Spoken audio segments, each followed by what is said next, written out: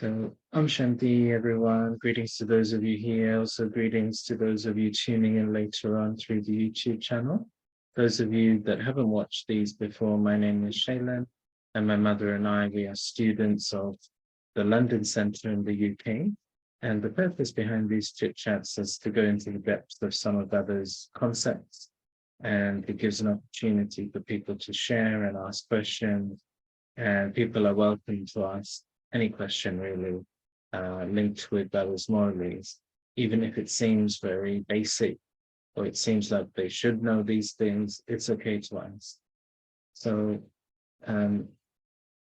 today I know that Ranjan Ben is selected a morally, and we're in the month of Mama's remembrance. Mama became Karmatit on 24th June 1965. And Baba was remembering her again in today's mother. And when you've got that mother figure who is like the mother of the Yajna, there are memorials in Hinduism of Adi Shakti, the first goddess. And they talk about how that first goddess is the creator, even of the Trimurti. And they have depictions of this goddess giving birth to Brahma, Vishnu, and Shiva as well. And so really Mama, she's the one who gives birth to the way in which we are Brahmins. So many of the systems and the routines and the way things are, they've been set up by Mama and a practical level based on Baba's morals. And in last year's bold message, Baba said something which stayed with me. It made more sense to me. And he was pointing out that even if a Brahmin comes to Baba now, and they could be in any part of the world, they wouldn't have met Mama and Baba. And yet, why is it that a new Brahmin will say, my Mama, my Baba? And he was pointing out in that bold message that it's because they're the foundations of the yajna. So their energy flows through. And even if it's a center open now in a new place, it's part of that tree. And so the energy from the seeds, these three souls, as Baba was pointing out to us today, the Shiv Baba, Brahma Baba, and Mama, these are the parent souls. It's the divine triangle, as I like to call it, rather than the Trimurti. And their energy runs through creation, and particularly the yajna. So I thought that was a really good point, that how a person who's never met Mama feels Mama because their energy is flowing through everything. The second thing that I've been thinking about is based on an opportunity I had 2 weeks ago, which was to join the Chicago family for a bhatti they were having. And I think most of you will know about this concept of the bhatti. And it's translated as kiln or furnace. I don't know if you all did pottery at school. We did have a pottery class when I was at school. And in fact, my form tutor was the pottery master. So we had our registration surrounded by these bhattis, by these kilns, where they bake the clay and bake those pottery products. And this is what Baba refers to as the bhatti. And there's two parts to it. Sometimes Baba calls the 14 years that the daddies and dadas spent in Hyderabad and Karachi, he calls that the bhatti. So the bhatti can be like actually going and living within that environment. And so when you're fully immersed, then you can say that you're part of the bhatti. And I think all of us, or most Brahmins, have the opportunity to experience that at least a little bit. It might be that get a chance to go on a retreat. It might be that you get a chance to go to Madhuban. So you'll all have that experience that when you're immersed in something, it makes a difference because you're away from your day-to-day. And you'll hear in the Morales that Bhattacharya were very keen for bhattis because the original way for giving the Raja Yoga course was you had to go and live in the center for 7 days and have a bhatti. This is why it's often colloquially referred to as the 7 days course. And it's this concept of you have to have a bhatti in order for the change to begin to happen. And then second way we use this term bhatti is when you take out some hours to specifically sit in yoga. And that bhatti you can do by yourself, but often it's referred when brothers and sisters are gathering at the center and sitting for a number of hours. And during COVID, some brothers and sisters had a good idea, and I think it sustained many people. They created something called the global bhatti. And one of the consequences of COVID has been that the Brahmins became aware of the global family and connected beyond geographical boundaries. And that bhatti, we all had to stay at home anyway, and that bhatti connected everyone. And now that program doesn't run anymore, but still you might want to look out at your local center, something if there's a bhatti, or if there are Brahmins near to you and you can meet up and you could have yoga together. Devi Gently used to say that she felt personally that the yoga experiences were different when she was sitting on her own with Bhagat and when she was in a gathering with Bhagat. So she used to like both. Early days when we used to go, say in the 1980s and 90s, I seem to remember her sitting mainly on her own for morning yoga and evening yoga. But then probably from the 2000s onwards, I noticed that she had morning yoga on her own, or like just with a few that lived with her in Balasuri. But evening yoga, she always came into the gathering, and she would have that publicly wherever she was with everyone. And so she used to find that very energizing experience. So the Chicago family, they have decided that they are going to continue this monthly bhatti, even though the global bhatti program has ended. I think that's a good idea. And they'd asked me if I would just speak a few minutes of inspiration before the bhatti. But then the thought had come in my mind. So I was probably asked on the Wednesday, something like that, Tuesday, Wednesday, before the Sunday bhatti. And then the thought came into me that we actually got to prepare. So this has been a topic I've been thinking about since I came back from the United States. And what has happened is in the United States, both Ranjan and I, but I speak for myself, we gained a lot of unexpected sustenance. And I came back feeling very different. So I felt like I got an injection. Gyan and yoga. And it was a combination. So as I was reflecting, I saw it was a combination of collecting blessings and gaining sustenance. And the two things seem to have worked. So I think probably more in Chicago, we had the opportunity to collect blessing. And then probably more in New York, we gained sustenance. But I mean, of course, we're gaining sustenance in many ways every time we meet Brahmins. So also in Chicago, they did sustain us a lot. And I've come back and we have moved to a new city during this COVID period. And all of our classes But we were not far away. We were just in the town outside of the city, and then we just moved into the city. And we were running Baba's classes in that town for 10 15 years, something like that, 15, 20 years.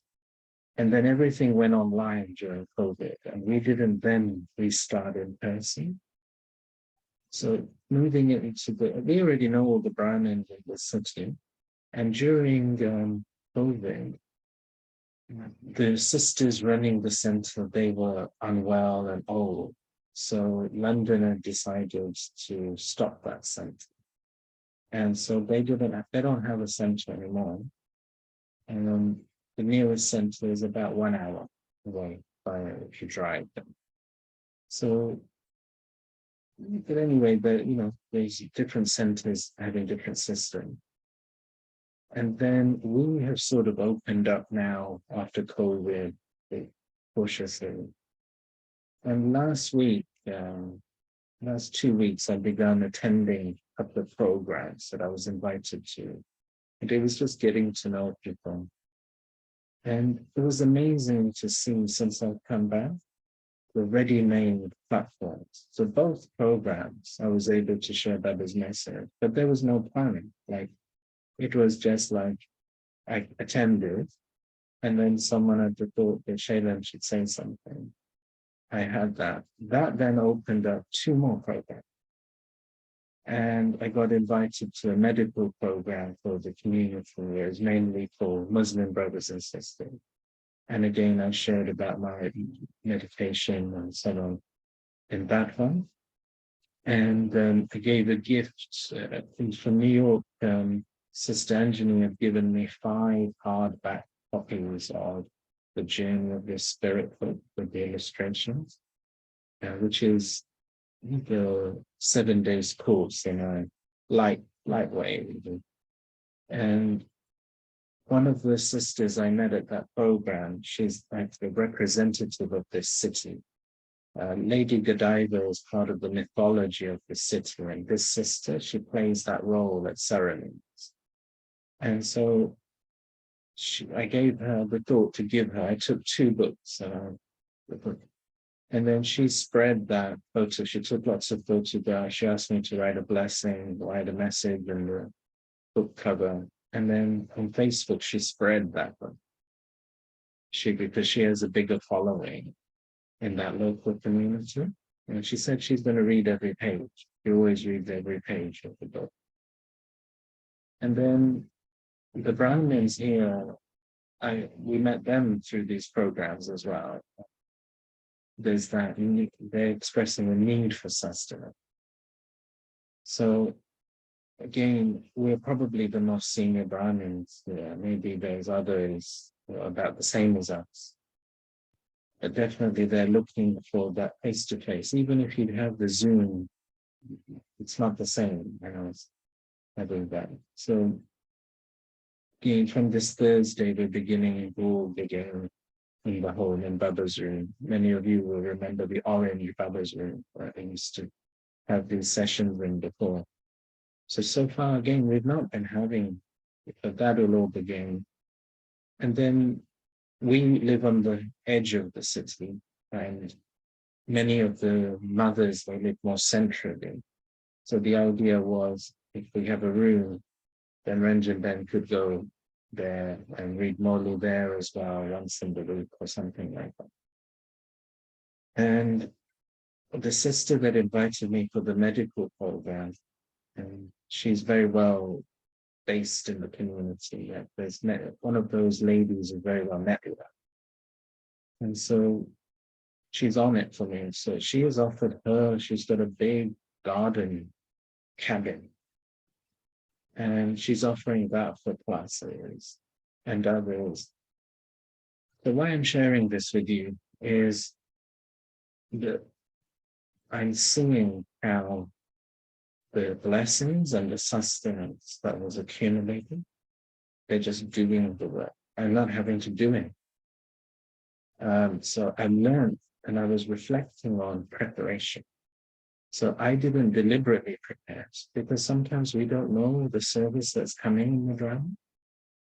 And Baba, of course, knows the three aspects of karma.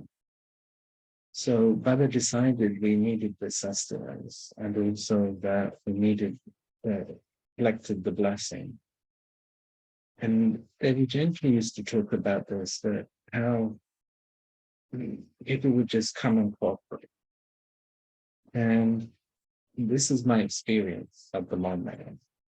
Of there's one morally where Baba says that as you progress further, the cooperation will come dancing like ankle bells following you. Like you can hear the sound when someone is dancing with ankle bells. So it will follow you like a sound.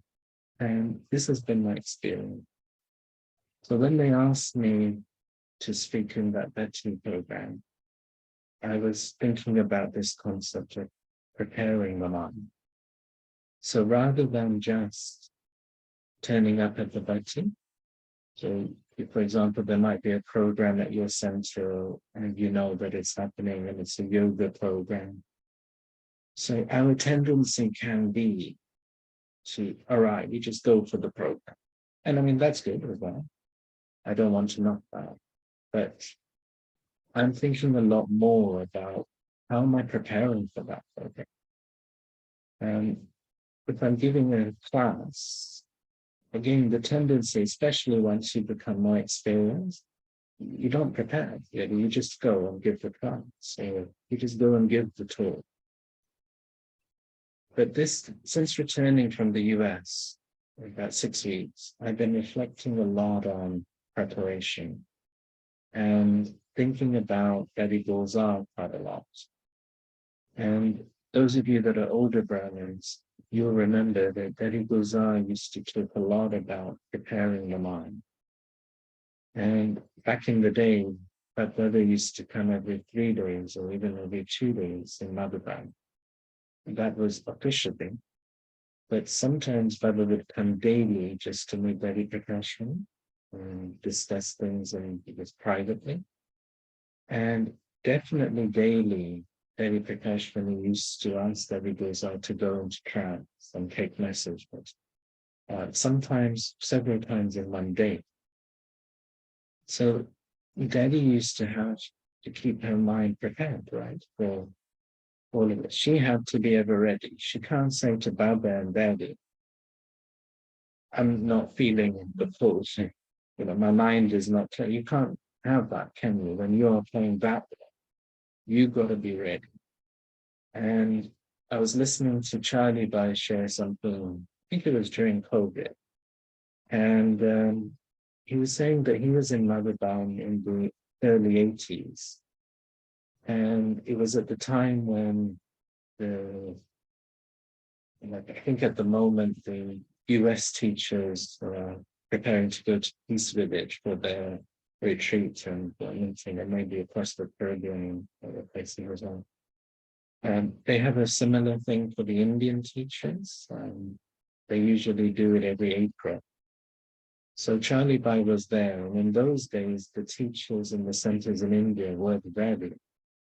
And so they had come, and those of you that have traveled across India, it's a big deal. It's a big country, and to travel across, it takes a long time. And these daddies would have been in their 70s and 80s, so some of them coming from the other side, like Calcutta and South India, it would have been about a 4-day journey by train, so a big thing.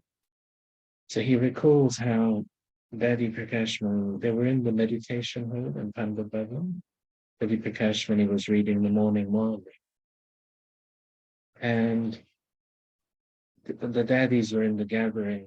Daddy Gulzar used to sit on the floor in the front, hearing the morning every day. And after the morning, Daddy Prakashman just looked at the gathering and had the thought, Baba's got to come and meet everyone. What a gathering. Because they wouldn't have got together that often. So she just said to Daddy Gulzar, Gulzar, come and sit on the gadi. Tell Baba to come. And literally, she just sat on the gurney and Baba just came. So I was thinking about this, the preparation. Like she had to be really ready. And then as the 80s went on, Baba was coming 2 or 3 days in between October and April. So we never used to have classes from Baby Goes On. I can remember being there for 2 or 3 weeks in Madaba, and she didn't used to be giving classes in the program, and you couldn't really meet her in between. So she would have one day where she's having physical recovery after Baba, then one day where maybe she's meeting the other daddies, and then that other day, that third day, she's preparing again for Baba to come. So it was a silence thing. And she would leave those classes to the other daddies and the other brothers and sisters. But I was thinking about this preparation, and she would have been in her 60s at that time, in the 1980s. And I remember her being interviewed once by Brother Akram Prakash from the Tolu department. And for a while, he had taken over the editorship of the World Renewal BK magazine. And for that, he had done an interview with Daddy Goes On. And he had invited questions from the readers. And one of the questions that the readers, the BKs had asked was, what do you experience when Baba is in your body? And she had given the answer that she sits and she's exchanging drishti with the gathering initially. And in that drishti, she's filling herself with everyone's remembrances of Baba. And then she carries that, she waits for Baba's pull, and Baba pulls like a thread up. So she goes into that trance there, and she's carrying everyone's remembrance.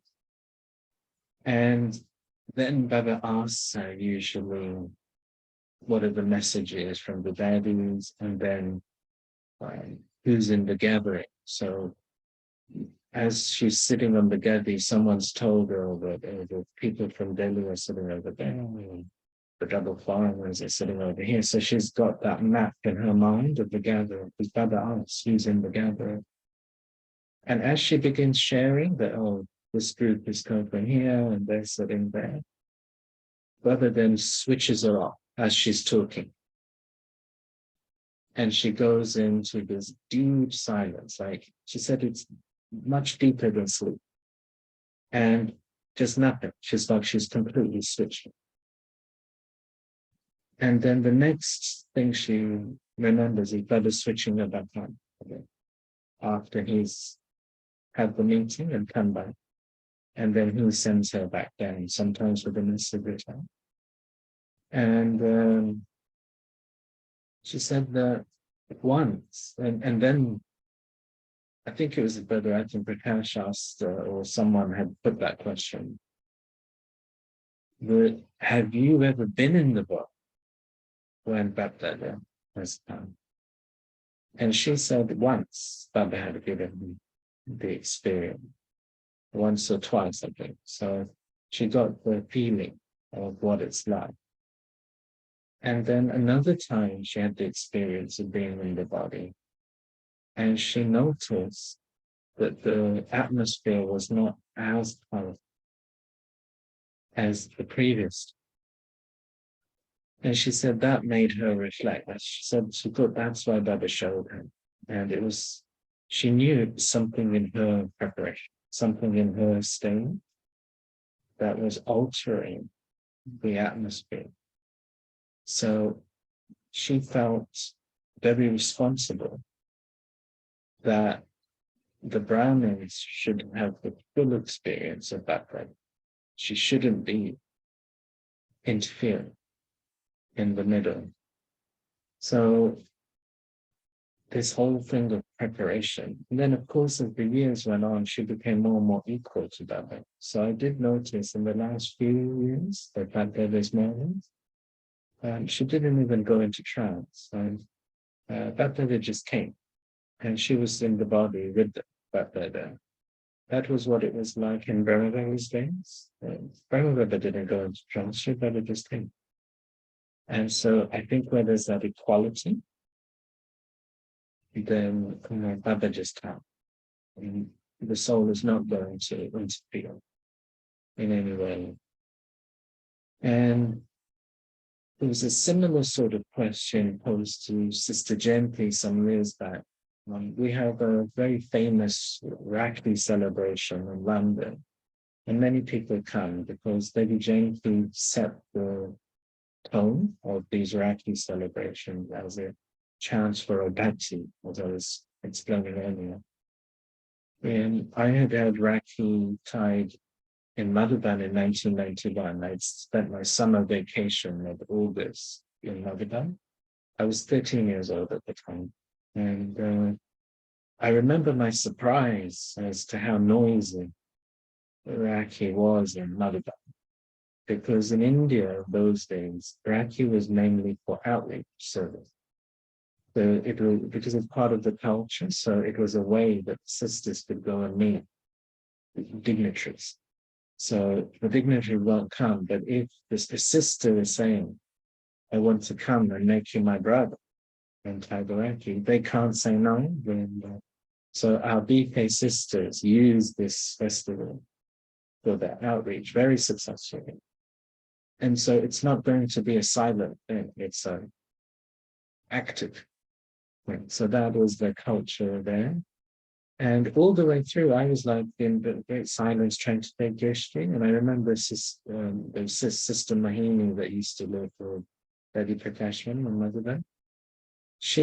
I was like concentrating, trying to take Drishti. And she said to me, you're so serious, smile. And she just wanted to sort of begin dancing and things. So there was a completely different atmosphere. There were 6 daddies lined up, and each of them gave you something different. So it was definitely worth doing once, but I've been used to the London bhatti system.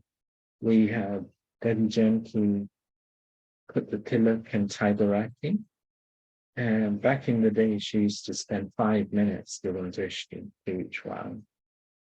So you really had a long time. It was like meeting Bhattacharya. Then Sudesh Devi would sit in the middle and she would give something else, like Tolu or something. And again, 5 minutes Drishti. And then Sister Gently would be giving like the gift, the blessing, something like that.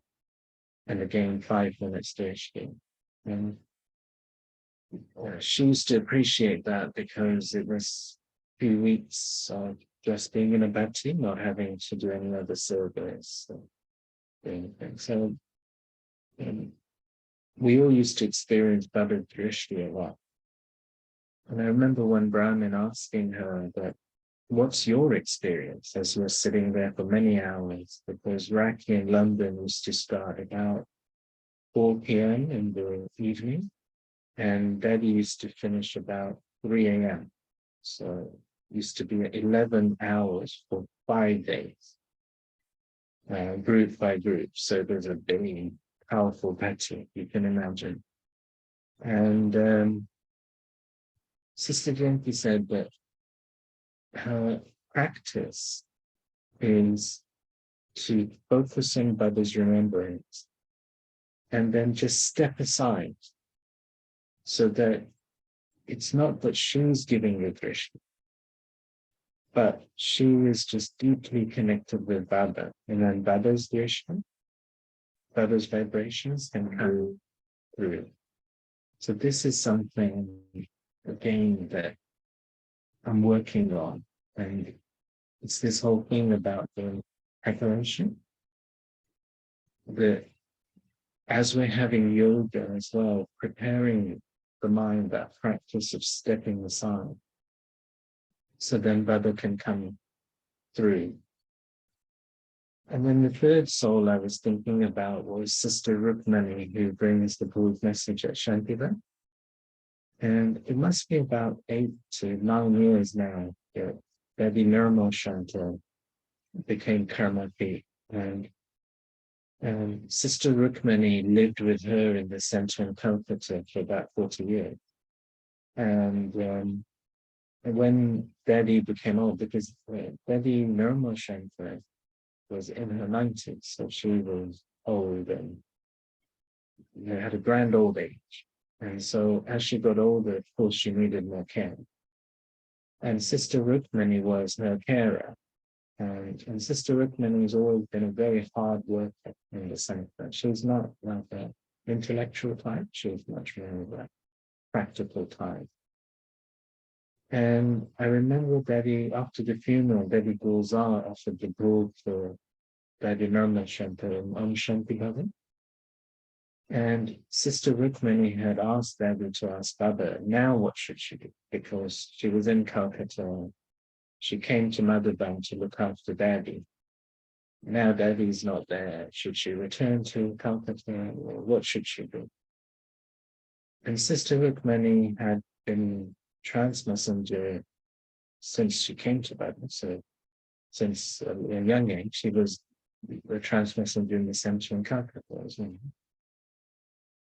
But I remember vividly that in that message, because Devi Guzar couldn't remember her name, but she said that sister who lived, and she pointed to her, she said that Baba's message is, Baba is giving you now the role to be the trance messenger here in Mother. And so Baba directly appointed her to bring back the messages. And he gave the reason. He said, because this daughter has had pure thoughts over a long period of time, Baba is giving you this role in Madhuban. And so that taught me something, that it's this preparation. So for decades, this soul has probably been free from waste thoughts and impure thoughts. So then Baba can use, and maybe some of you will remember that a few years back, I can remember Mama's Day, Mama's soul coming into her and giving the message. And I think it was on Debbie Jenkins' second anniversary, or so, first anniversary. Debbie Jenkins came, or maybe it was like this, in the first anniversary, or in the year that Daddy left. That Daddy just came to give Drishti and Kohli. That was through Sister Rukmini. But it's not just like that, it's a preparation of the decades. And again, I saw an interview with her some months, maybe 1 or 2 years ago now. And she was sharing that she has a silence go every Wednesday. So she also prepared for bringing the broad message on the Thursday morning. And she won't talk to anyone on the Wednesday. She won't get into anything because she feels she must prepare and keep her mind clear so that she can bring back accurately what Baba wants to convey. And rather than she's got other thoughts and that then interfere. So I just wanted to share with you some of the efforts I'm making at the moment and things I was thinking about. And yesterday I received an email from Mary Ben at Chicago with some of the experiences of the student. And because they sent 3 days of preparation work, so short activities to do Thursday, Friday, and Saturday before the bhatti. And that seemed to have given good experiences. And I saw in my third eye anyway that bhatti was going to bring a lot of benefits to the Brahmins. But also I had seen that many souls in that city were going to have some experiences. They might be visiting their church or their temple or their mosque or other place, but actually they would gain the vibrations of this bhakti.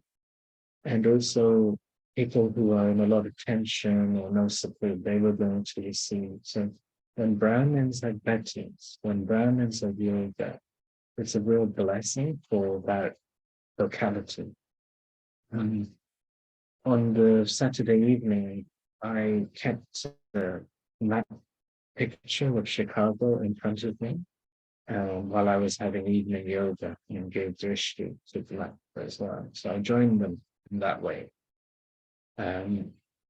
So this is something I'm thinking a lot about, the preparation.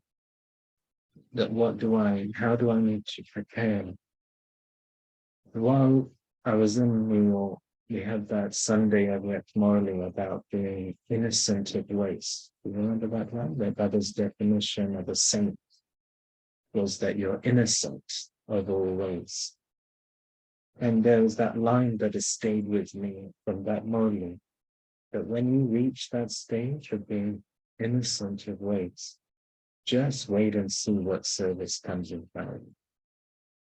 And so it's this preparation, making sure that we're busy with Buddha's remembrance and drills and chanting, because then if the mind is in that prepared state, and Shaila Ben is here on Shankriti, Shaila Ben, she sent me a question just before this gathering based on a Murli that they were all revising yesterday. It's that Murli from 1975. Everyone will remember, she's doing the one where Buddha talks about the incarnation and being the incarnation every day. And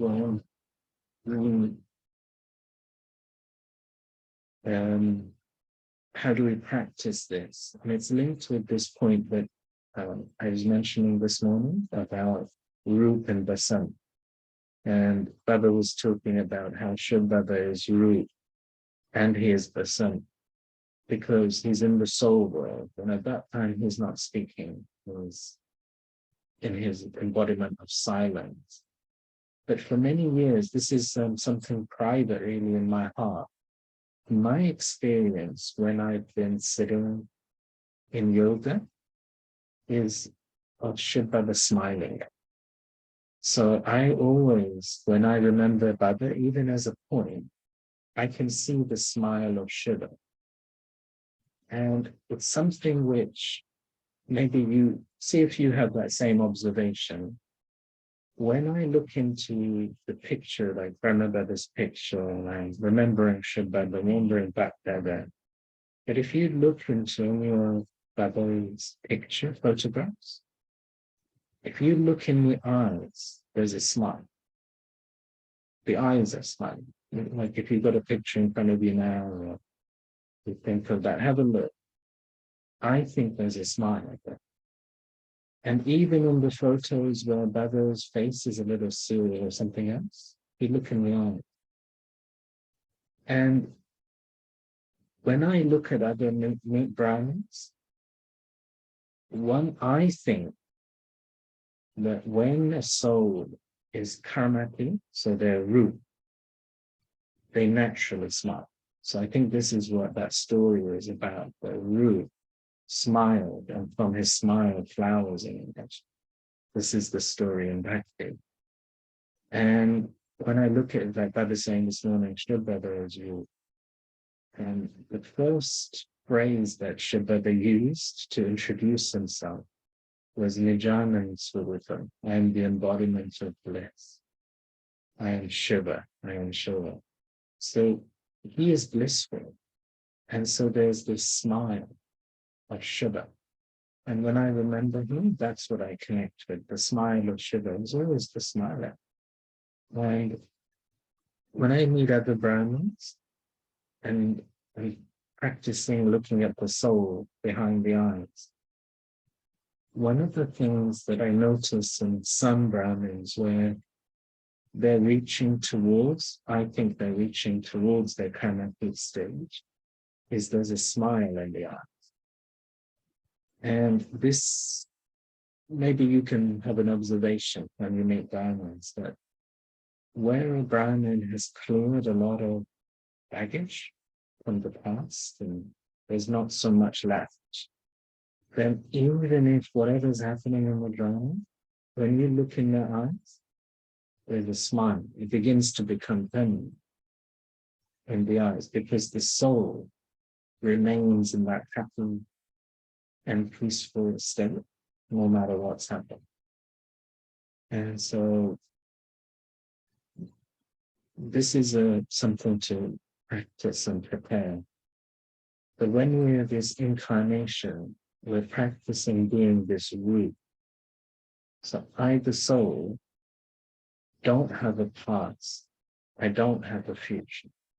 I am in eternity.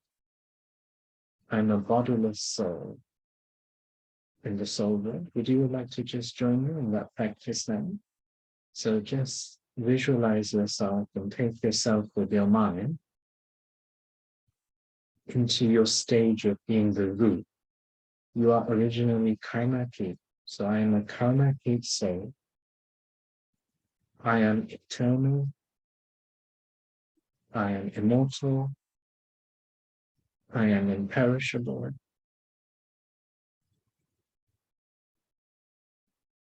I am beyond time. I have no past. I have no future. I only have one relationship, one connection, and that's with Shiv Baba.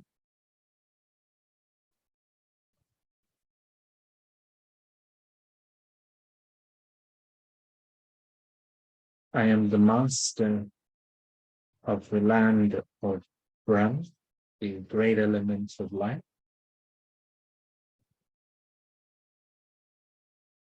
The unlimited universe of warm, loving light.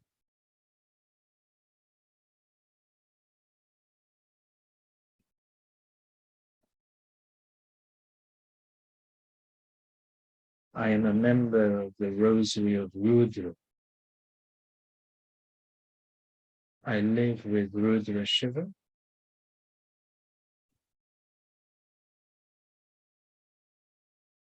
And I'm incarnating down into this person to help Shiv Baba establish his religion of purity, peace, and love.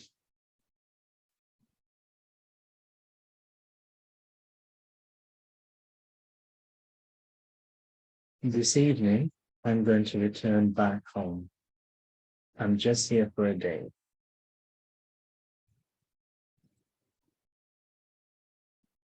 So this is the experience of Rup and Basa, of being the incarnation.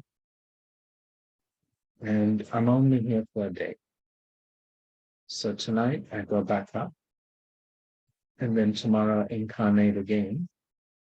But I'm only here for a day. I don't have a past. I don't know anyone's past. So when I look at a soul, I am a clear page. I have to have a clear page. Because in body consciousness, we're all relating to each other based on the past, positive and negative, based on some connection with the body. And so as an incarnation, I don't know that. So Buddha says the religious fathers, they're all incarnation in that first bit. This is why they have the power to establish a religion. And look, even thousands of years later, so still experience those religious fathers and their qualities now, because the stage they had when they established the religion. So that is saying join him in that stage, in that experience. Caleb, and you just come on the stream. Is there something you wanted to follow up on? Just wanted to say thank you, Om Shanti. Thank you for picking this up. It's really helpful. Thank you so much. Yeah, you're welcome. It was timely that you sent that because as some of you have come in during this conversation that I've been sharing. I'm the only one talking so far. No, I haven't let anyone else talk. So, but I'm just sharing my efforts at the moment. And since I came back from the US, I've been thinking a lot about preparation. And with the Chicago Center, we were having a bhatti a couple of weeks ago. And it's always about, I think at the Worthing Center, they've got a silence retreat this week. I think you were all at a retreat last week. And the US and Caribbean teachers, they're going to peacefully now for a retreat and so on. But even if you're just in your own center or your own home, let's make time for a bhatti.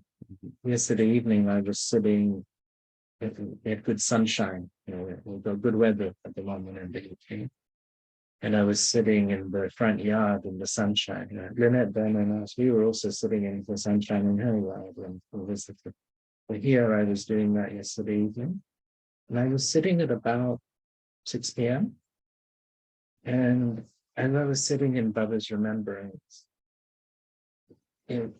I felt the devotees in this city visiting the temples. And it was a Friday. I remembered afterwards the Muslim brothers and sisters, they would go on a Friday, especially for prayers. Jewish brothers and sisters, it's their Shabbats as well, on the Friday. So this was just, and I've never sat in the front yard before in meditation. So I just had that thought yesterday. And as I was sitting, I could feel the atmosphere of the temple and the soul is going. There's great importance wherever you are if you take this time to have a bhatti. And maybe there's one thing you would all like to join me in. So one of the things that I do every afternoon is I have a bhatti for all the Brahmins around the world. Now for at least 30 minutes. And sometimes I'm busy somewhere, so I might be returning on the train from work. I don't have anything to do in the train. I can remember that for 30 minutes. So wherever you are, you could be doing something else. But just the awareness, the conscious awareness. And I have two thoughts in my mind that all of the Brahmins' obstacles should be removed, and every Brahmin should experience success in their own efforts and in service. So all Brahmins are connected with me. Whatever they're doing, it's my success. Any problems, they're my problems. Let me clear them. And I've been doing this for the last few years because after Devi Jayanti left the body, Sister Jayanti shared something about her that I didn't know and I hadn't heard before. And it was about 1982, 81, 82. And Betty was in Madhubal, and she was sharing with Bapdada how different centers were being established. So other services had really got going from about 1974, and different places. I think in the 70s, like Trinidad, Guyana, all these places had begun to get centers going. And in Europe, things were beginning to get going, and in Africa and Australia. And so, and Baba had so we can understand this is well before the internet, but even to get a moralist, right, in those days, that was something. If you had a paper copy of a Morley in the 1980s, that was rare. So to have any other sustenance, it wasn't. You didn't get it. We had Brother Anthony, who was a senior brother here in Europe, who was based in Greece, and he visited our town and stayed with us a couple of days back in 2011, and he was sharing with us that he was asked to start the center in Athens in 1978, I think, 79. And he went with 7 days of morning. And after 3 months, he was still reading those 7 books of knowledge. And he kept writing back to London, you need to send me some new models. You need to send me something. But this is what it is like. Bhatti said to Lady Jenkins that she has to have 2 unread Vedas in the day. She has to sit 4 p.m. to 4:30 to give yoga power support to all of the brothers and sisters starting the centers every day. He said to us, they're going to need the support. So when Sister Jenkins shared this, I had the thought, well, Daddy's gone, I should do it. And of course, the daddies and that they're doing it from the suffering anyway, they're supporting all of us anyway. And Brahma has always been in yoga for us from the beginning. And so it's something that I do consciously keep in mind. And I wonder if you would all like to join me in this, that wherever you are, let's think about all the Brahmins over there. Every center is my center.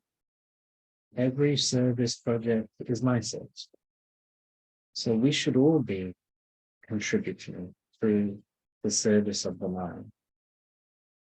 So my main message to all of you is all about preparation. So all of these things, they prepare the mind. So then when you have a bhatti, you can actually develop some fire. You can develop some really powerful yoga experiences. And I often get Brahmins say to me, we don't experience so much in yoga. How do I concentrate? But it's not going to just happen. It's like an athlete saying that they're just turning up at the event and they expect him to perform. It's never happening. It's never happening. If you look at athletes, it's always about preparation. You look at dancers, it's all about preparation. And if someone is running the 100-meter race, they will prepare 4 years to run 10 seconds. And if someone is an Olympic diver, we've got a famous diver like Tom Daley in the UK, and he will prepare 4 years, and they stand on top of a 10-meter board, and they do like a synchronized dive. That dive is about 3 seconds. So preparation, because at the time of execution, they can't think. We just got to do that. So in order to have powerful yoga, it's actually the preparation. And so I was really heartened. I received the email from Mary Downs, and some of the students were sharing their experience of that vaccine. It was much deeper than they'd had before. And so it reaffirmed to me as well that it's how am I preparing the mind for whatever Baba wants to get done. So would anyone like to come in and say anything, share anything? Thanks for your feedback just now. So.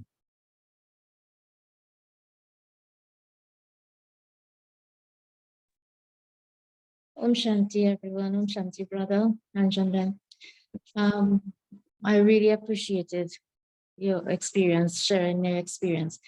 And I have really had the thought a while now to probably ask you during our chit chat and morning that we put in a few minutes of meditation, interject that, because I found it was really good.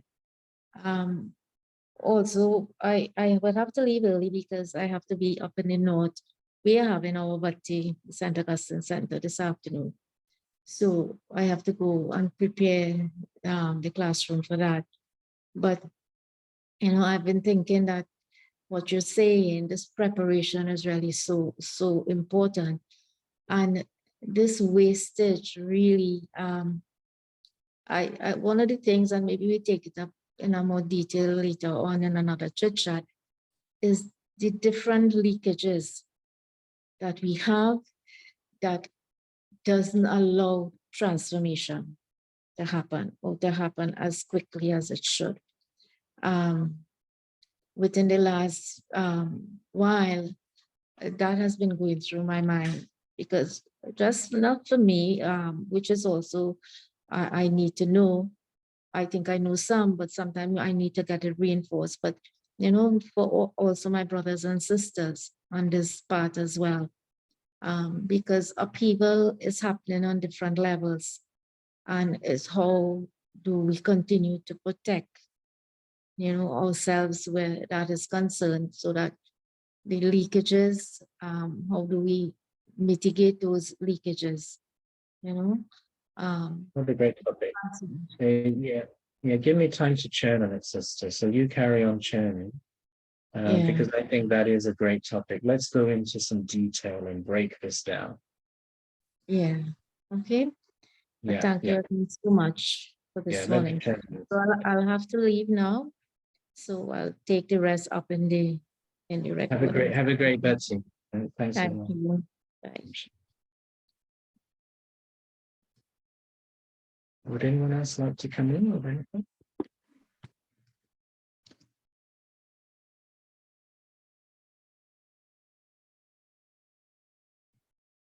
Okay, so before I hand over to Ranjan Ben, as Sister said, let's have another quick drill.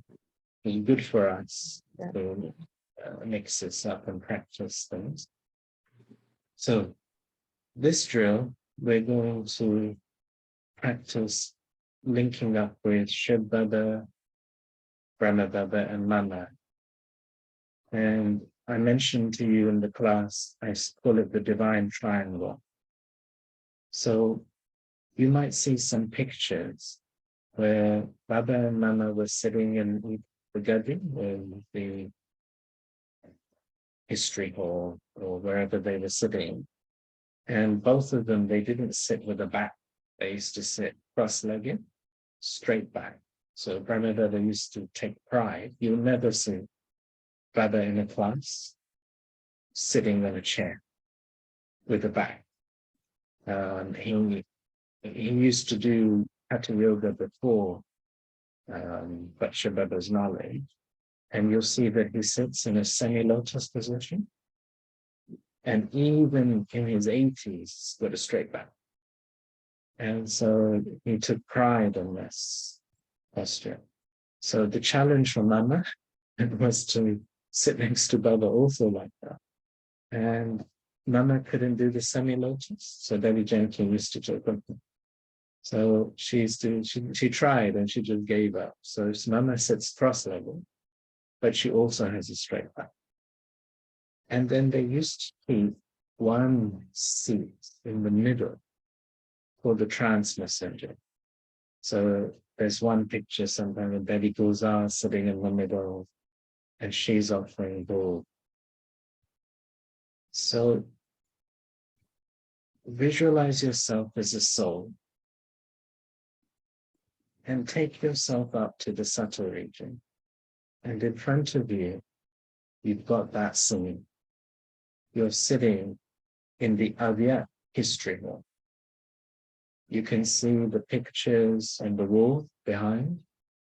You can see Baba sitting on his gadi, Mama sitting on her gadi, and they are in the angelic room. So there's beams of light emanating from every particle of their being.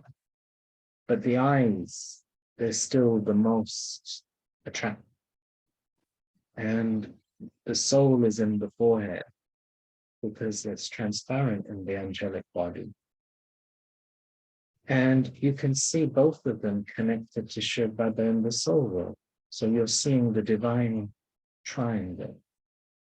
You've got Shiv Baba showering the blessings down.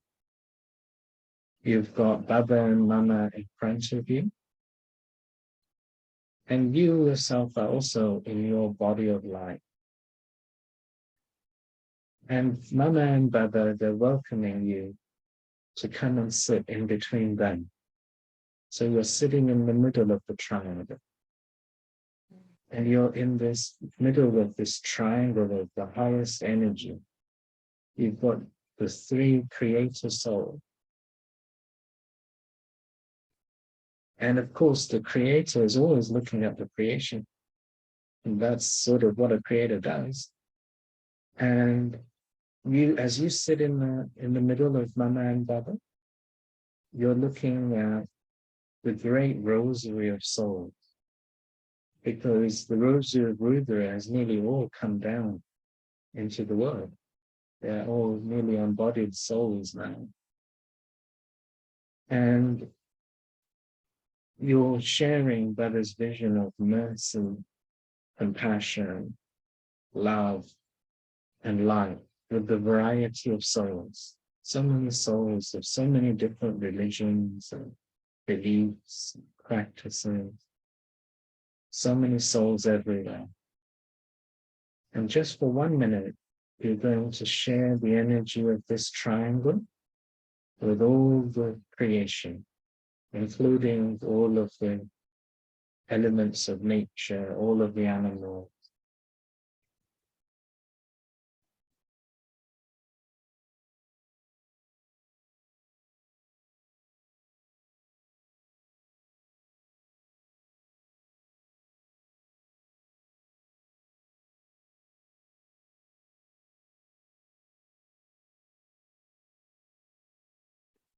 I am a mouth-born progeny of Brahman. I am a grandson of Shabada. I am a Shakti in Mama's Shiv Shakti army. I am directly born of the three creator deities.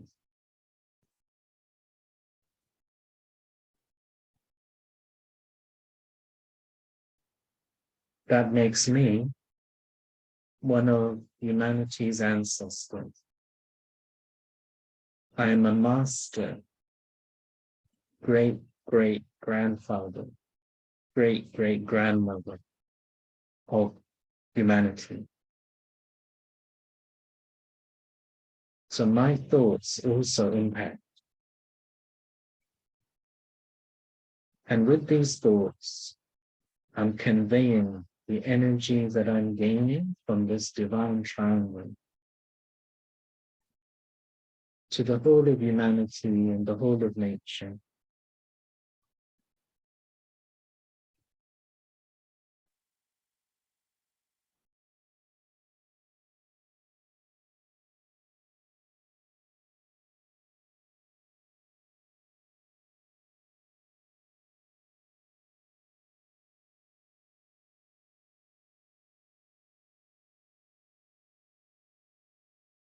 Shakti. Ambika, then something for you to practice this afternoon. Yes, yes, brother. Thank you so much. Shakti. Okay, let me hand over to Ranjan now. Thank you for moving. Sure.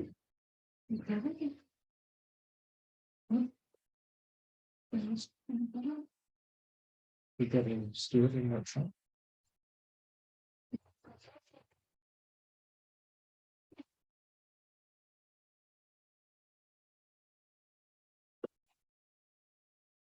Om Shanti.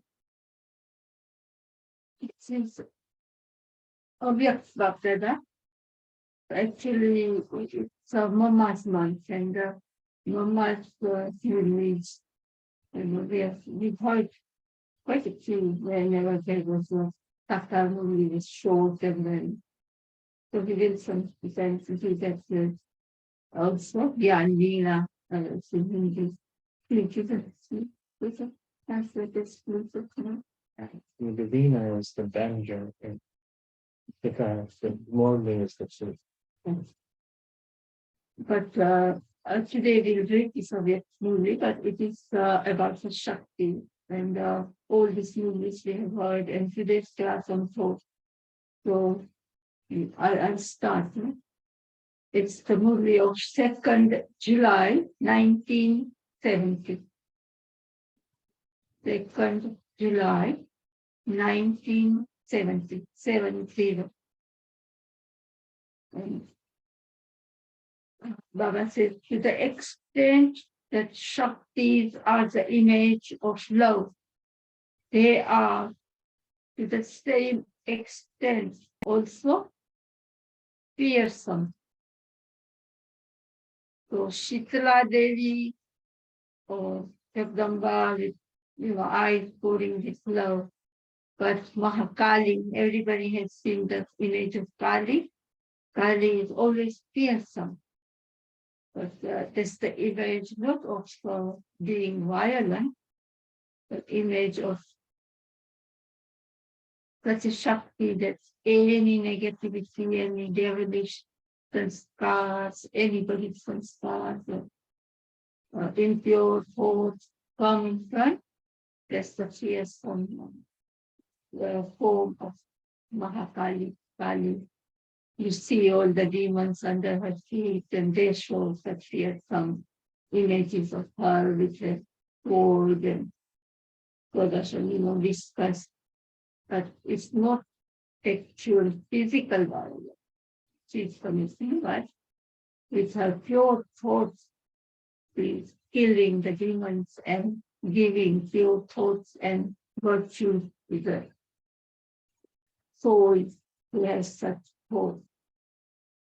So, to the extent that Shaktis are the image of love, they are to the same extent also fearsome. Do you consider yourselves to be the forms of love and power? Do you know what the task of the Shaktis is? What two main forms of the Shaktis are praised? What do people especially show in your memorials? What is the main speciality in the images of the Shaktis? You yourself are Shakti. So Baba refers to all of us, brothers and sisters. We all are Shakti. It's just because we have body of either male or female. And so Baba just says, we all are Shakti. And Baba taught daddies to do the job that brothers do, for example, electric and Ratan Moni, Daddy, and they all to repair the car, and, Nirmal Shankar daddies. I'm sure you heard their experiences, how Baba used to teach them to go so that, Baba took them forward, that females can also do it, So that's why Baba is asking all these questions. Now Baba is saying, you yourself are Shaktis, and yet you do not know your own specialities. The specialities of the Shakti are there. They are the images that destroy something just as much as they are the image of love.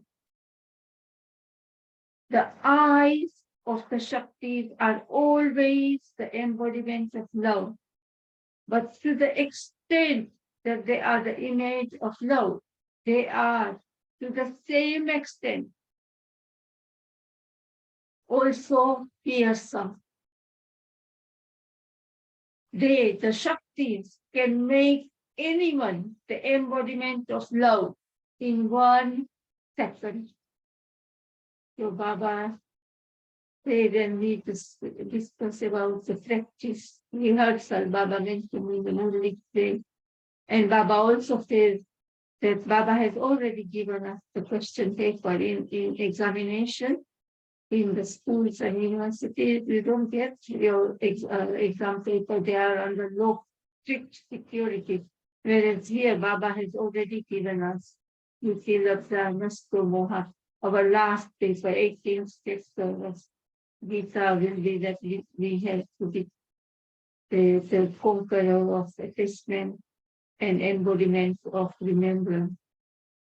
So that is the healthy become like that. So this is a good checking. And in this movie, there's a lot of checking for Baba does, So Baba is saying that the Shaktis can make anyone the embodiment of love in 1 second, and they can even destroy something in 1 second. Means impurity, negativity. So in the same way, do you see both virtues in yourselves? So Baba is teaching us to be introvert, looking inside. Are both virtues in a visible form, or are they incognito? And then becoming the image and giving the vision of our virtue. The form of love is visible, whereas the form of power is incognito.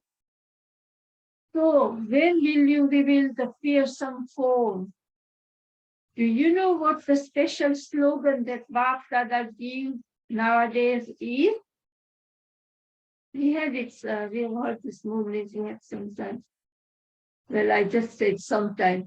So Baba just says, delete the words sometimes in your dictionary. Quite a few words Baba doesn't want us in our dictionary, in the dictionary.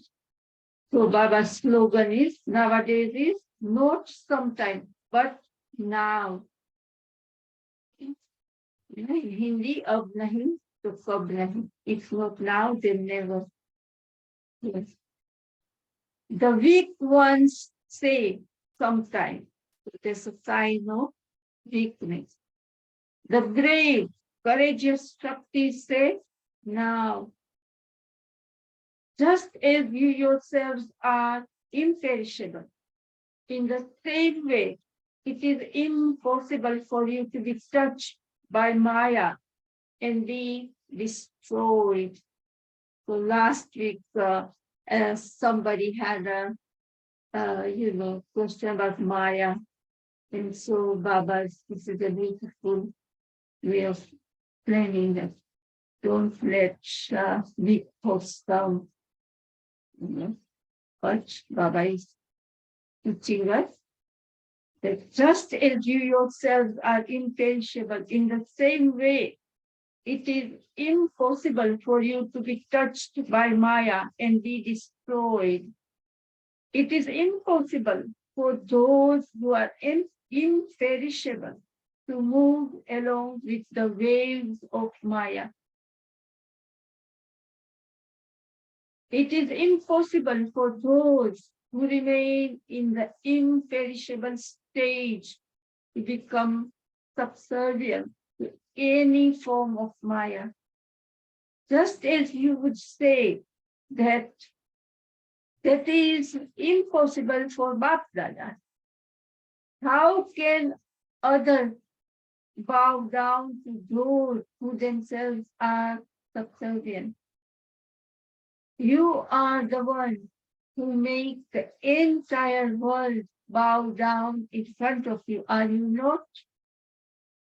So Baba looks at us with so much high vision, because deities, people bow in front of deities, even if they are kings, they bow in front of their saints, their deities, whoever they believe in, they always bow. So Baba is reminding us, you are the ones who make the entire world bow down in front of you, are you not? Not a single thought or word of the Shaktis, who are the lionesses, can go to waste. They do whatever they say, because thoughts are the invaluable treasures of life. They do not have any difference between their thoughts and their actions. Just as you do not waste your physical treasure, in the same way, true Shaktis, whose both virtues are visible in their image, do not waste even 1 second. They experience benefit for the self and for others in their every thought. They can bring benefits to anyone in 1 second with just one thought. This is why the Shaktis are known as the benefactors.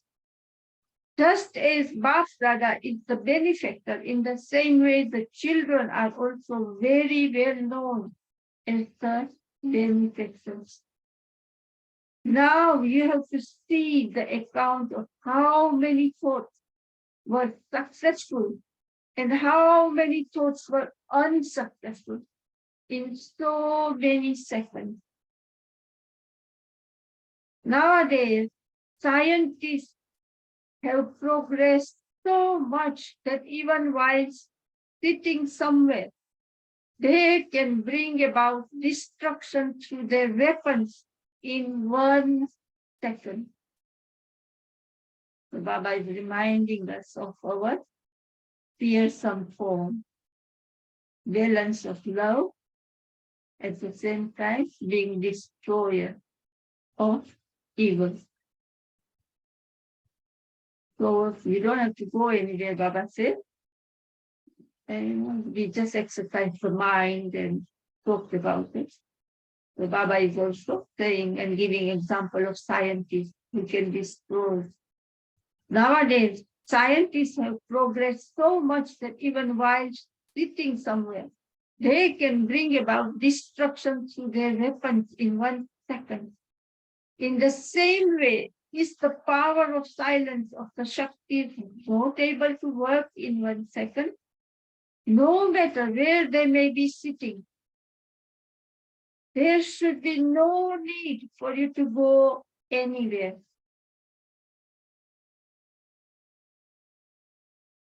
Or for anyone to come to you.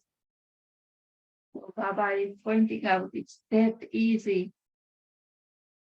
No need to go anywhere or for anyone to come to you. You can bring souls in front of you by attracting them with your pure thoughts. There is no need for you to physically go somewhere and make efforts. Now you will also see such an impact. Just as you were told by the corporeal form to shoot the arrow in such a way that the bird comes to you together with the arrow. So this will now happen through your will power. So this they show in the Mahabharata, the Arjuna was successful, means soul conscious and being a whole. Baba, this is Brahma Baba. And we all are Arjuns, we all can do it, but Brahma Baba was the first one who got it. He researched it, got it, and it's like a bullseye. Then they play darts or archery. Which light spreads the furthest? Now this is a question. So think, which light? Baba is asking you now. He's teaching us now and he's asking you now. Are you sitting in history or in front of Baba? Which light spreads the furthest? And Baba gave the answer, that of lighthouse. So you now have to become a lighthouse and a search light. You must not be an ordinary bulb. Bulb is dimmer, searchlight when you're looking.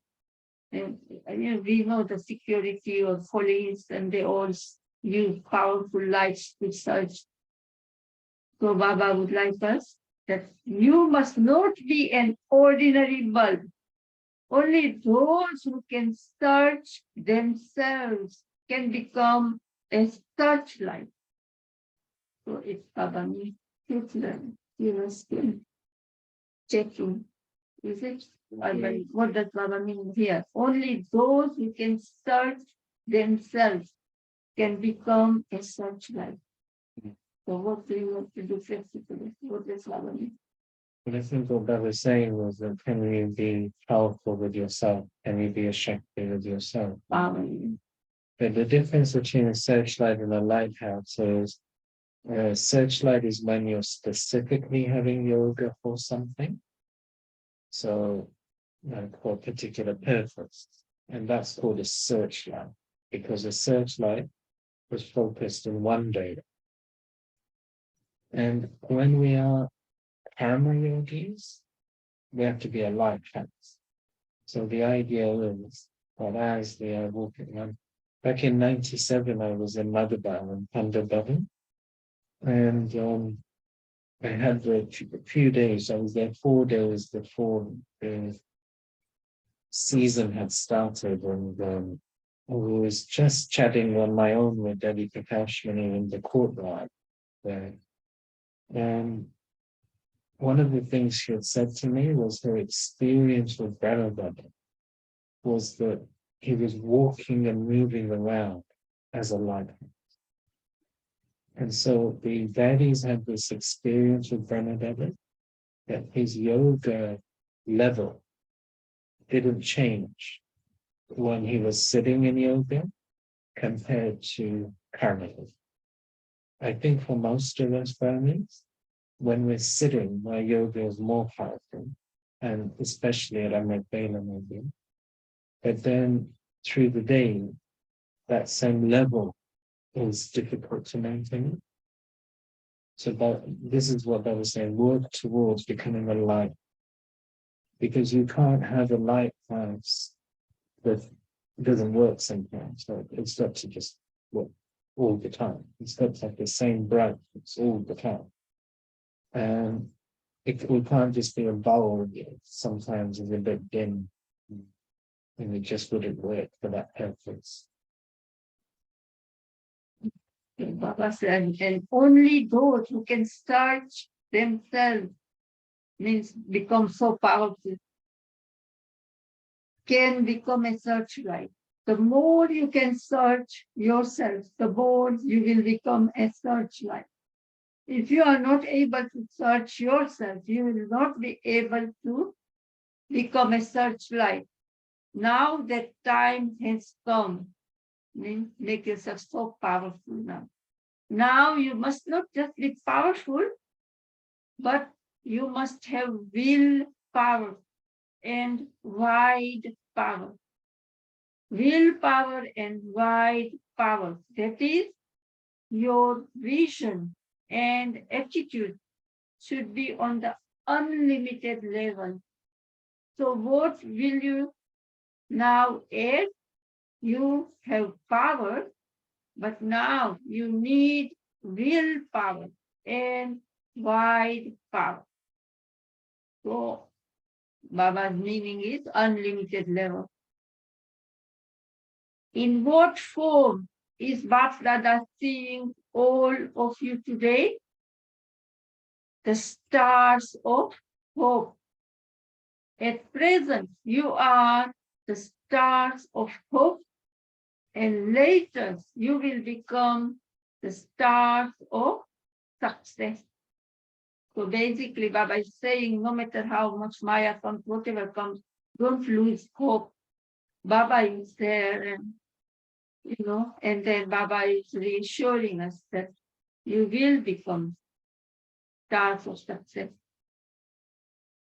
So Bap Dada is seeing the present and also the future form. Success is the what is thinking? You might disrupt the planet. Your birthright, if you're born. Yeah, Baba says birthright, but today Baba is saying success is the garland around your neck.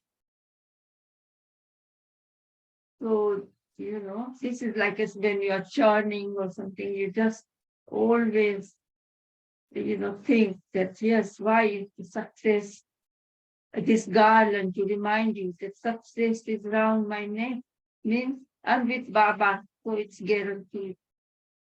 Can you see the garland of success around your neck? What decoration do you have at the conference age? The garland of success is around the neck of each of you, according to your capacity and your worthiness. So Bap Dada is seeing the decoration of the children. Children who are decorated are very much like, I suppose that's why probably in India they put garland around everybody to welcome. It's famous, isn't it? Everybody knows that they'll be garlanded, no matter who they are. The more visible you are, the more you will glorify Bhaktada. To reveal Bhaktada, to glorify Bhaktada. I suppose in a way to give return to Baba. Baba is saying the more visible you are, the more you will glorify Bhaktada. What thought does Bhaktada have now? Can you catch what Bhaktada is going to say to you? Did you catch? Can you catch? Can you catch? What is Bhaktada going to say to you? Can you catch? If you're going to say, do it now. Yeah. Do you agree? Yeah.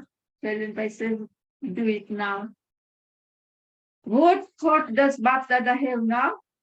Can you catch what Bhaktada is going to say to you? Yes, it's close. Nowadays, Baba comes to enable you to do the drill of the intellect. The drill of the intellect. You now have to be revealed on the field. It is no longer the time to remain incognito. The more visible you are, so that is what Baba means by more visible you are, the more you will glorify Bhaktada. So his Baba is giving us a method how to, we all want to reveal Baba, and we all would like everyone to recognize Baba. And so this is the method Baba is teaching us. Are you becoming the rulers of the globe by touring around the unlimited? What would you call someone who remains seated in one place? Those who stabilize themselves in one place and continue to do service from here or from there, but do not tour around the unlimited, will receive, what do you think Baba has said? Means if you remain limited, the result will be, consequences will be accordingly. You will receive an individual kingdom in the future. So, that is, if you tour around the unlimited, the kingdom will be world kingdoms. Baba also became cooperative with everyone. Those who forge a relationship with every soul of the world and are cooperative with them, all will become a king of the world. Just as Bhaktada has love for the whole world and is cooperative with everyone, in the same way, children have to follow the father. Only then can they claim the right to the status of world emperor. The calculation of what you receive is balanced against what you give.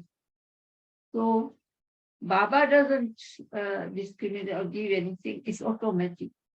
You know, Dharamraj, punishment, everything is automatic according to our efforts, according to our how much we obeyed, how much. So this is what Baba is pointing out. The calculation of what you receive is balanced against what you give. Not today's blessing. You remember about Vamandhari blessing and then Avya Signals, they both a blessing and the slogan, you know, about no matter what people give them regards and this. So it will reverse, revising.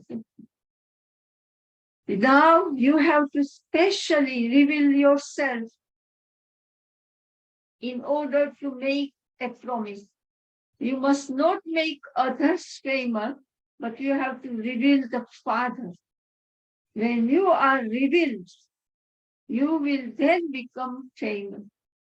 You have kept the aim of claiming the right to the world, haven't you? Means don't have praise now. Baba will reveal us our deity form when we are ready. Baba will open the curtain. At the moment, everybody's effort is not the same. We are not ready. Sampurna, perfect and complete. This is what Baba means. Baba will reveal. So at present, Baba says you have kept the aim of this. So in this conference age, at present, our aim of claiming the right to the world, haven't you? You now have to make this intense effort. What is the easy method to have unlimited disinterest in this old world very easily? And then in bracket, it says a few gave their ideas. Then Bapdada says, those of you who related something, obviously related it, considering it to be easy, didn't you? So Baba said it, responded to their answers, their ideas. And Baba says, if it is easy, then you have easily become those who have unlimited disinterest. If you cannot apply this to yourself, how can you apply it to others? People speak of unlimited disinterest. Where do those who have disinterest live? Baba is giving you a very easy yukti method.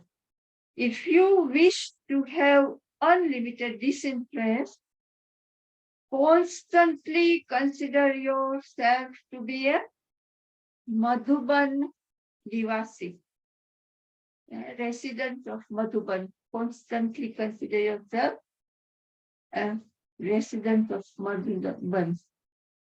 But you must not just see Madhuban by itself. Madhuban is always shown with Madhusudan. And in bracket, it explains a title for Krishna. So Madhu means very sweet, honey.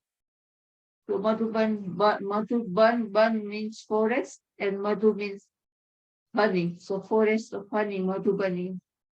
And so sweetness. And like I was saying about those who are karmatic, or they made such their eyes, so that love and sweetness. And as I said that, in today's Murli, these two virtues, love and fearsome, means you have love for the soul, but not for the impurities in that. So help cooperate with removing their impurities and giving them whatever their need is. And so Madhusudan. So when you remember Madhusudan, Madhusudan is Madhusudan, and it's a title for Krishna. So when you remember Madhuban, you also remember Bap Dada, the divine family, renunciation, tapasya, and service. So why Baba is saying constantly remind yourself you are a Madhuban resident of Madhuban, then your intellect will go there, and then this awareness will help to practice and make your stage, and there's another way of remembering Bap Dada. You also remember Bap Dada, the divine family, renunciation, tapasya, and service. Madhuban is also the land of tapasya. Madhuban enables you to renounce everything in 1 second. Here, you have become those who have unlimited disinterest. So Madhuban is that which makes you into a renunciate who has this interest. Only when you have unlimited disinterest can you do service of the unlimited. You should not have attachment anywhere. You must not have attachment to yourself either, let alone attachment to others. Today, Bap and Dada were having, so Brahma Baba, Avyak Bap Dada, Avyak Baba and Shiv Baba were having a heart-to-heart conversation with each other. Today, Bap Dada was seeing a scene from the subtle region in the early hours of the morning.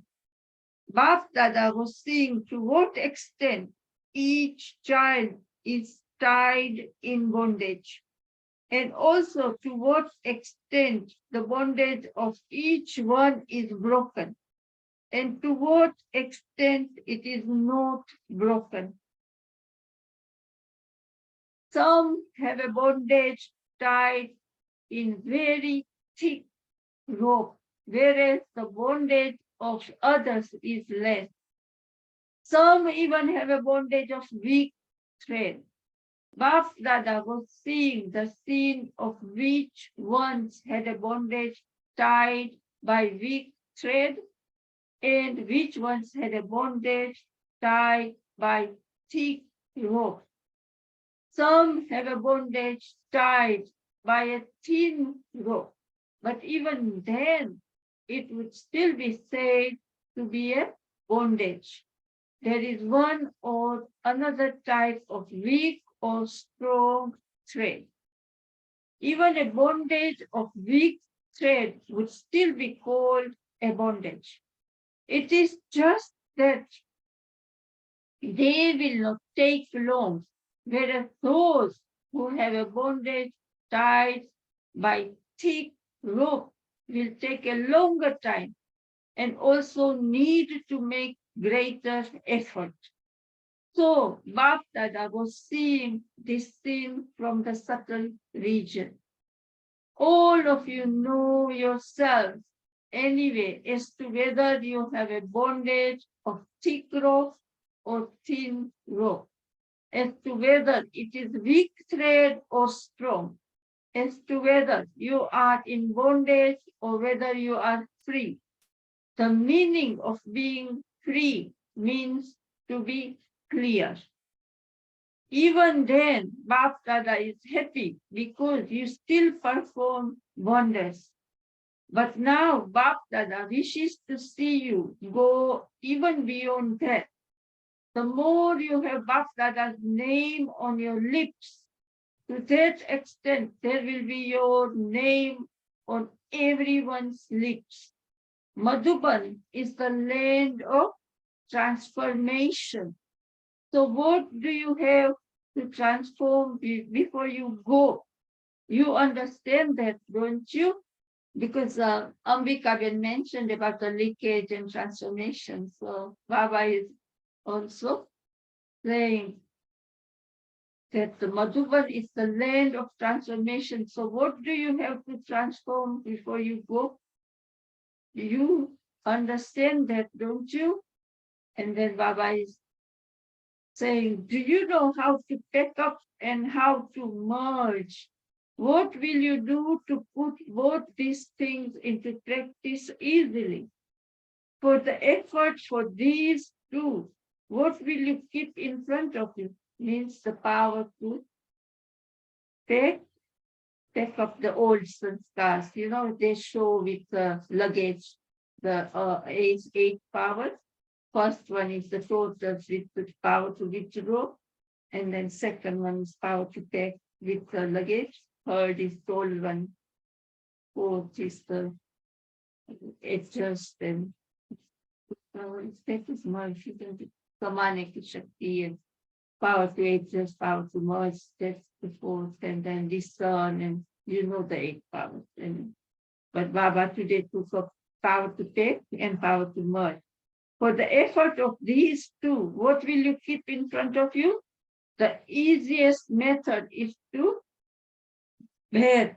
Bhet is a Hindi word, B-H-E-T, and then in bracket it says to compare yourself with Bap Dada, means you, Baba often says, look at Mama Baba, if you have any, and then check yourself like a mirror, check in that mirror. Have I come followed Baba? Have I become closer to Baba to be Bap Saman? Baba has been mentioning Mat Pita, follow Mama Baba. So to compare that way, to look in the mirror. Compare yourself with Bap Dada, and secondly, that another meaning Baba is playing rhyming, means present. In Hindi, that also means present, gift. So Baba is saying the easiest method is to that, means to compare yourself with Bap Dada, and secondly, that means give a gift or present your weaknesses to Bap Dada. So give it as a gift, weaknesses as a gift to Bap Dada. Compare yourself and present your weaknesses. If you continue to do this thing, then just as Baba is complete and perfect, so you will become equal to him. There will then be equality, Bap Saman, equality, Bap Saman. Whenever you present something to someone, whenever you give a gift or a present to someone, it no longer remains yours.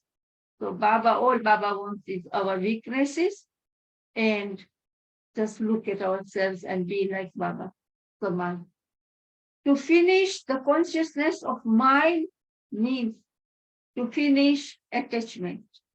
The more your attachment is broken, the more equality there will be. Because of attachment, you do not have good wisdom. When your attachment is finished, you receive good wisdom. You else are the directions, so is the destination. When you have good wisdom, you will receive salvation.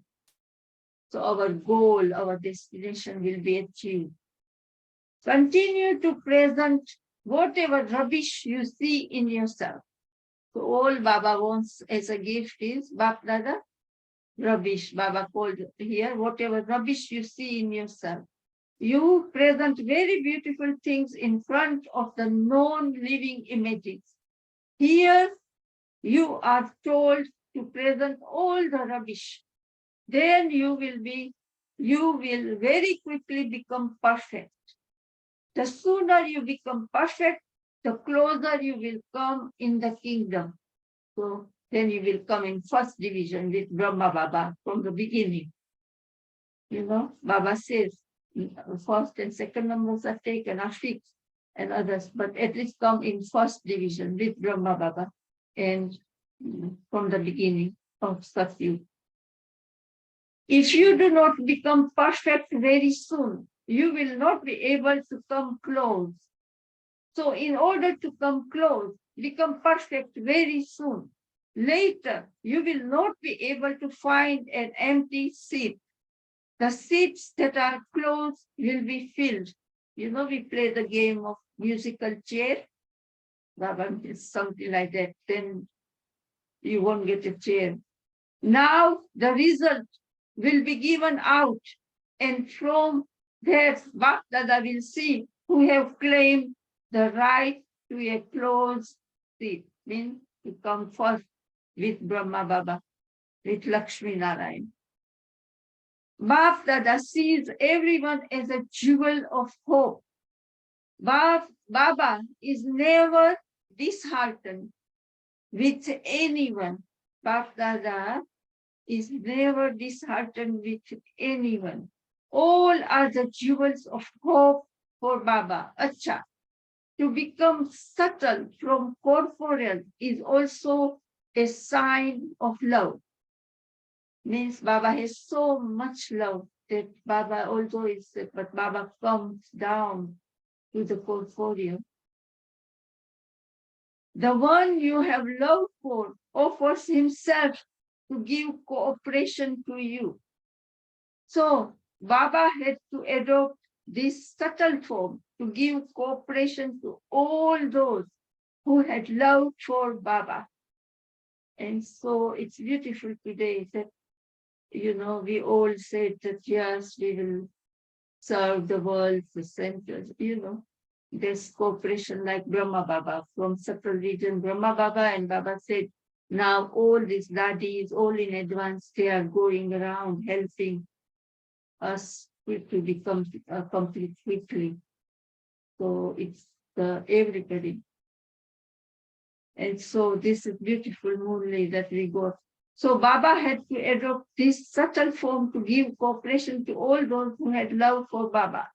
Baba has shown the form of his love. Now children have to follow him. You have to finish the consciousness of I. Acha Om Shanti. It's beautiful, wasn't it? Would anyone like to share any reflections on the world?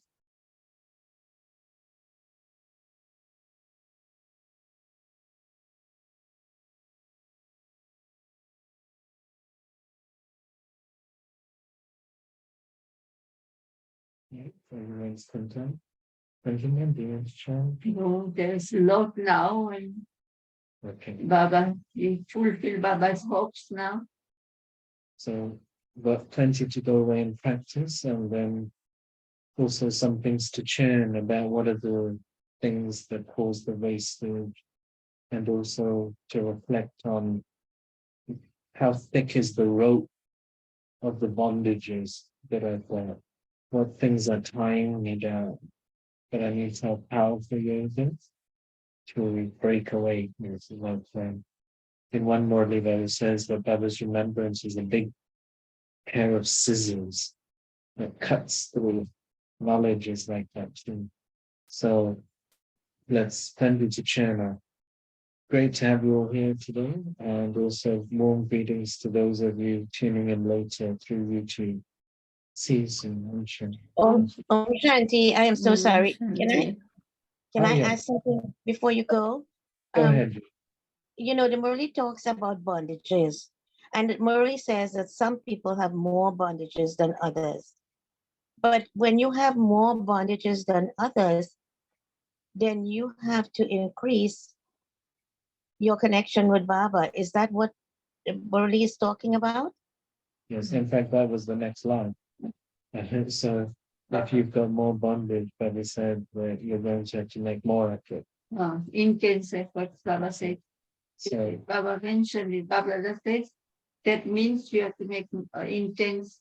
And then Baba said, give your weaknesses and take help from Baba. Baba is still there to help. Baba comes. Baba gives such hope. He gives such hope that even though you might be in intense, a great bondage, that you just have to remember him all the time. And that's what I do.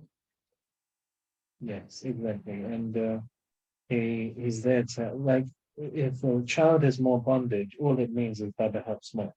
Like, it's not, like you said, he doesn't get disheartened, he doesn't judge. It's not a big deal for him. But it's like you've been a teacher for many years, and some students just have to make more effort than others, isn't it?